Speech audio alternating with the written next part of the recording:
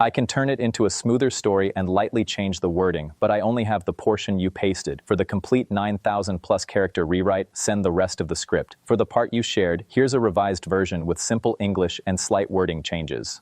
I retired on a Tuesday.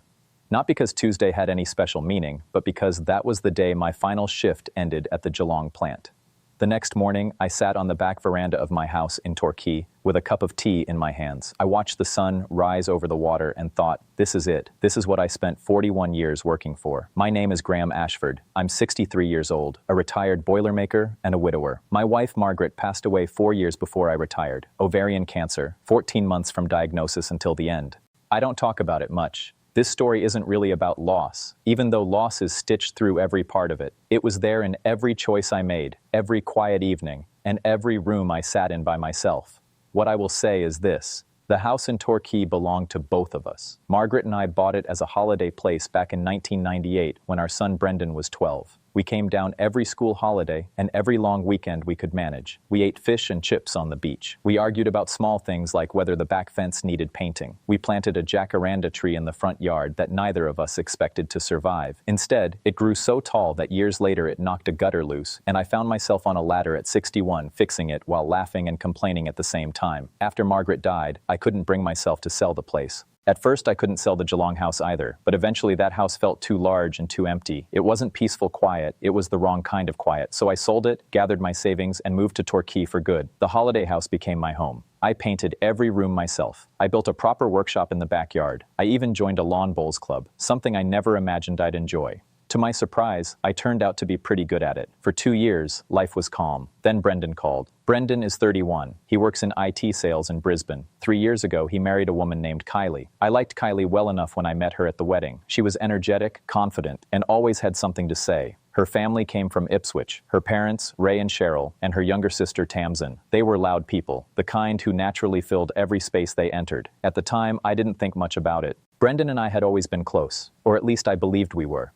After Margaret passed away, he came down every few months. We'd fish from the rocks, drink a beer, and watch the footy together. We weren't the type to have deep conversations, but we were consistent. The kind of father and son who didn't always say what they felt, but understood it anyway. So when he called one Thursday evening in March, I wasn't worried. I was in my workshop sanding a bookshelf for the spare room. I wiped my hands on my jeans and answered the phone. "Dad," he said, "Kylie's pregnant."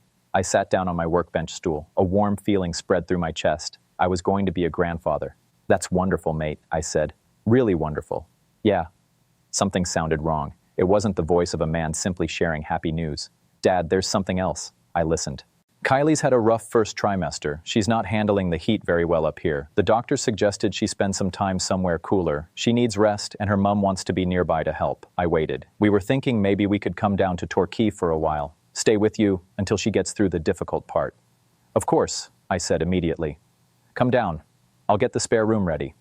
"Right," he replied. "The thing is, Cheryl and Ray would probably come too, to help Kylie, and maybe Tamsin as well. She's between jobs right now." I remember the pause. I counted the rooms in my head. 3 bedrooms, mine, the spare room, and the smaller room I used as a study. That's quite a few people, Bren. It would only be temporary, a few weeks, maybe a couple of months.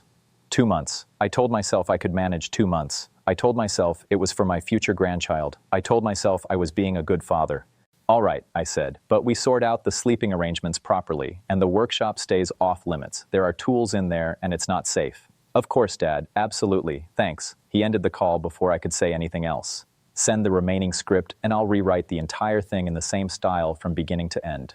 Here's your revised section with slight wording changes, simple English, and the same story flow and length preserved. Some of you may have noticed. I also placed a formal letter with my solicitor that documented your stay, the conditions attached to it, and the original date we all agreed upon. That letter was officially logged on the 30th of March. It clearly states that this is a temporary, rent-free arrangement with no claim to ongoing occupancy. It also states that the property must be vacated by the agreed date without exception. Cheryl's face remained completely still. In addition, I said, I informed the local council 2 weeks ago about the occupation of the property for insurance and liability reasons, and I have a written written record of every change made to the house, its contents, or its daily routines that happened without my approval. Ray made a small noise in his throat. The agreed departure date is the 14th of June, I said. That date remains unchanged. I am willing to help arrange transport and accommodation if necessary. But on the 15th of June, I will once again be the only person living in this house. Tamsin had removed both AirPods by then. That was how I knew the message had truly landed. Kylie had tears running down her face. I softened a little then because she was the only person in that room who I genuinely believed hadn't arrived with bad intentions. She was simply a pregnant woman who wanted her mother nearby, and her mother had taken far more than she had been given. Kylie, I said, you are always welcome to visit. You and Brendan both. My grandchild will always be welcome in this house for as long as you wish. But the arrangement we have now comes to an end on the 14th. Ray shoved his chair back. This is ridiculous, he said. We've been helping this household. You've been living here rent-free, I replied, in a house that doesn't belong to you, making plans about property that isn't yours. I wouldn't describe that as helping. He stood up. We have rights. You have the rights of guests whose invitation ends on the 14th of June, I said calmly. He walked out of the kitchen. Cheryl followed right behind him. Tamsin looked at Brendan, then looked at me, and then she left as well. Brendan and I remained seated at the table with Kylie between us. She was crying quietly now. I'm sorry, Graham, she said. My mom, she just... I know, I said. And I truly did know. I wasn't angry with Kylie. What I felt most was sadness. Sadness that the first months of her pregnancy had been filled with this tension. Sadness that my son had ended up caught between two families and hadn't known how to be completely honest with either side. Dad, Brendan said quietly, I'm sorry, I should have handled things differently from the beginning. You should have, I agreed. But this is where we are now. Are we okay? I thought about that for a moment. I thought about a 12-year-old boy once standing in front of me, admitting he had broken a window. Not because he wanted to avoid punishment, but because he couldn't live with the guilt of keeping it hidden. I thought about the man that boy had become. Not a bad man, just someone who avoided conflict and who was sometimes too easily influenced by the people around him. I thought about Margaret, who would have dealt with this conversation in the first week and never lost a minute of sleep over it. We will be, I said finally. It may take a little time, but yes, we'll be okay. Ray and Cheryl left 2 days later. They didn't say goodbye. I stood in the workshop and listened as their car backed out of the driveway. I didn't feel what I expected. I thought I would feel relieved. Instead, I felt exhausted, a little sad too. And beneath all of that was a steady feeling, the kind you get when something you've quietly been bracing yourself against for a long time finally comes to an end. Tamsin stayed until the 11th. To her credit, she stripped the bed and left the room clean. Brendan and Kylie left on the 14th exactly as agreed. I helped carry their bags to the car. Kylie hugged me for a long time.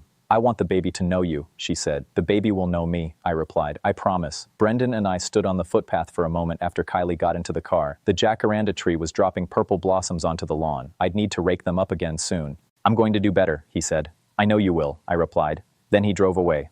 I stood there until the car disappeared around the corner.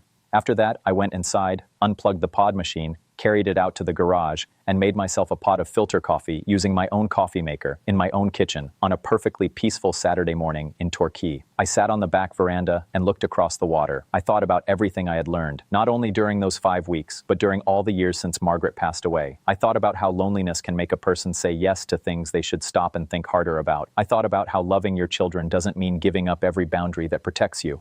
I thought about silence. When used the wrong way, silence becomes weakness.